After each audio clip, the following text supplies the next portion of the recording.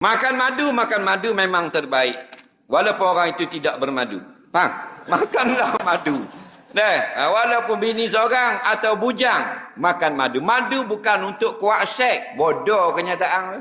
Madu bukan kaitan seks. Madu ini menyehatkan badan.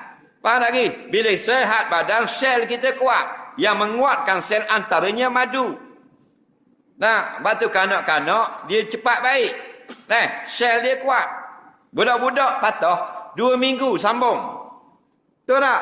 14 hari sambung. 6 minggu keras boleh melari.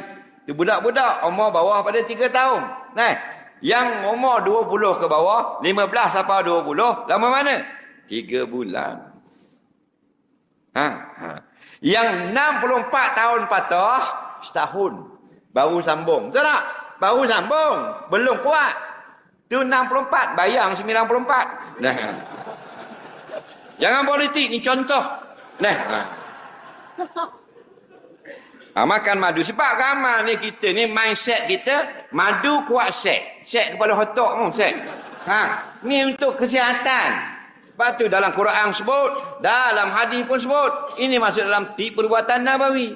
Menyehatkan badan kita. Bila badan sihat, terkena luka, cepat sembuh. Bila badan sihat, terkena kudis, cepat melawan. Faham lagi?